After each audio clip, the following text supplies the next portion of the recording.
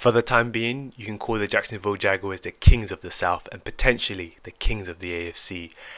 We didn't just beat the Colts, we decimated them and we own them in Jacksonville. And now we own first place in the AFC South. What is going on, everyone? This is Jag Central and I hope you're all doing well. The Jacksonville Jaguars move on to 9-4 in the season after a dominant 36-19 victory over the Colts. But before we get to the highlights, I kind of want to talk about the massive shift in the AFC South race. While we are dominating, the Texans went into Arrowhead and beat the Kansas City Chiefs, and this is a terrifying result because the Texans are 8-5, just one game behind us, and they are playing their best football of the season. They started 0-3 and now they are 8-5. But here's a good news. We are currently the number 3 seed in the AFC, and dare I say, and not look, but we are only 2 games back of Denver for the number 1 overall seed, and we still have to play them in Denver. Is the number 1 seed likely? Probably not, but the door is cracked open. But right now, the goal is simple for the Jags. Win the division and secure a home playoff game. If we win out against the Jets, Broncos, Colts and Titans, we will finish the season on a 7-1 run after the bye week, and that is the kind of dangerous momentum that wins Super Bowls. We control our own destiny, and with Colts QB Daniel Jones suffering a season-ending injury in this game, the path kind of got a little clearer. But hopefully Daniel Jones makes a full recovery, because it's not good to see a player like Daniel Jones, who had a tough time in New York and had his resurgence with the Indianapolis Colts, have his season-ending injury like that. But hopefully we get to see Daniel Jones back next season, or whenever he's back and he's fully healthy. The one other thing I kind of want to talk about is also the New England Patriots are also level with the Broncos in terms of record, but they also have to play the Bills and the Ravens. So the number 1 seed is definitely up there for the Jags, but they just have to win out and hope results go in their favor. So as usual, I kind of want to go into my 3 biggest takeaways from the Colts game. So the first takeaway is that this game was won in the trenches. The backup stepped up and the stars took over. We were all worried when Walker Little was rolled out with a concussion, but Cole Van Lennon stepped up in left tackle against a good Colts front and played the game of his life. He posted a nearly 80 PFF grade, so he played really well. And think about this, in the pouring rain, where footing is terrible, the offensive line gave up 0 sacks for the 2nd week in a row. Like, the one thing about this offensive line is they will go have a game where they'll give up 0 sacks, or they'll have a game where they'll give up 7 sacks. But the offensive line, when it plays well, it plays well. They kept Trevor clean. They absolutely mauled the Colts in the run game, clearing the way for Travis Etienne to score 2 touchdowns. The defensive line, they weren't just dominant. Josh Hines-Allen is definitely on a heater right now. After a lot of people getting onto him for his pressures and not getting any sacks, he had another sack, which this time resulted in a safety, and now he has recorded a sack in 5 of his last 6 wins. We also saw Eric Murray force a huge fumble on Jonathan Taylor, which was amazing because Jonathan Taylor coming into this game was basically the best running back in the league, and he came up against the best rushing defense in the league, and what came up on top was the rushing defense. We held him to 3.5 yards per carry, and when you win the line of scrimmage like this on both sides, you just don't win, you blow teams out. The second takeaway for me is that Trevor Lawrence and his passing attack have evolved into a lethal, weatherproof machine. Usually rain games are usually sloppy, run-heavy slogs, but not for Trevor. He was 17 of 30 for 244 yards, 2 touchdowns and no turnovers. He was surgical. I definitely think this was probably his best game of the season. He used his legs when he needed to, and he made big time throws in tight windows, especially that throw to Tim Patrick.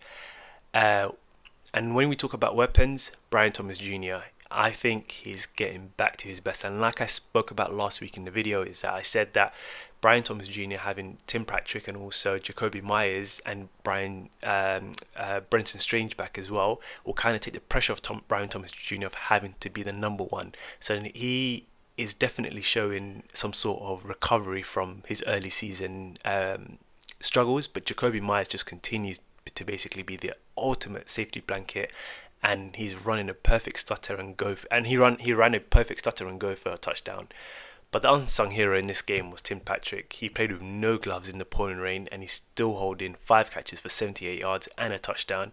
And like I said as well, he caught maybe Trevor's best throw of the season right before the half. And this isn't just one guy anymore. We have a legitimate 4-headed monster at receiver, and it makes this offense impossible to defend. My third takeaway is that this defense is definitely playing at a championship level, led by Devin Lloyd. Number one, I definitely think he's up there for Defensive Player of the Year. I'm not sure who else is up there currently for Defensive Player of the Year, but he's definitely up there. He had a behind-the-back interception that essentially set the tone in the game.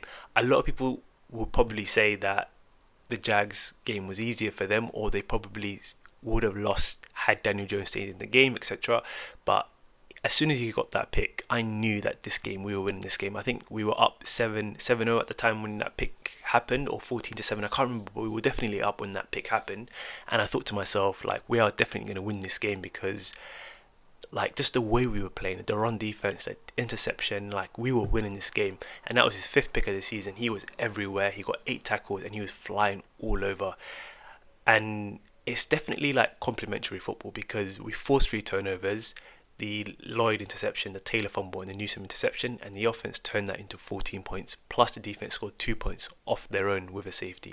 So when your defense is creating 16 points of value on their own, you're just going to win a lot of games you play. This unit has speed, they tackle well, and they're taking the ball away, and that is a recipe for a deep run in January. One thing that I kind of had an issue with the Jags last season was that whenever we did get our turnovers, we just never turned them into points. And this season we've done really well in turning turnovers into points. So let's go into the game summary. So number one, how do we get to 9-4? So for the first quarter, Devin Lloyd's interception sets up in Travis Etienne touchdown, 7-0. The Colts tie it, but Trevor hits Jacoby Myers for a touchdown to retake the lead at 14-7. The second quarter, this is where Daniel Jones had got injured.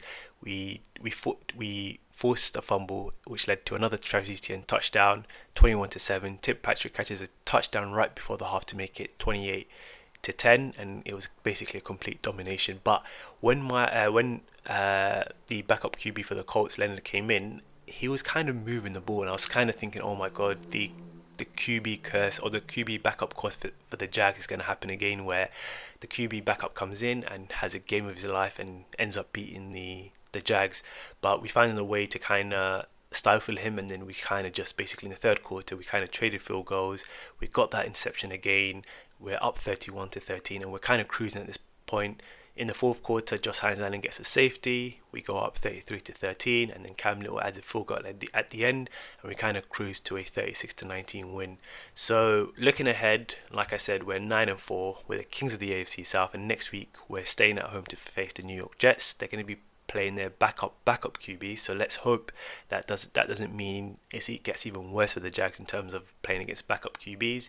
But the Jets are struggling, but we should not be taking our foot off the gas. Right now, we are chasing the number 1 seed, not just the division. We got the Texans, who are hot on our heels, and I think they got the Cardinals this week, so that's a game that they should possibly win on paper, but hopefully they lose. But yeah, we need to make sure that we handle business, get to 10 wins before we head to Denver, and hopefully Denver can lose to the Packers, New England loses to the Bills, and we can potentially get to 10-4 and basically get a chance to get the number 1 seed next week. That's my breakdown. I just want to say that we own the Colts in Jacksonville. How you feeling about this team? Are they a Super Bowl team? I definitely think they are, the way they're playing right now. But let me know in the comments, and as always, hit that like button and subscribe.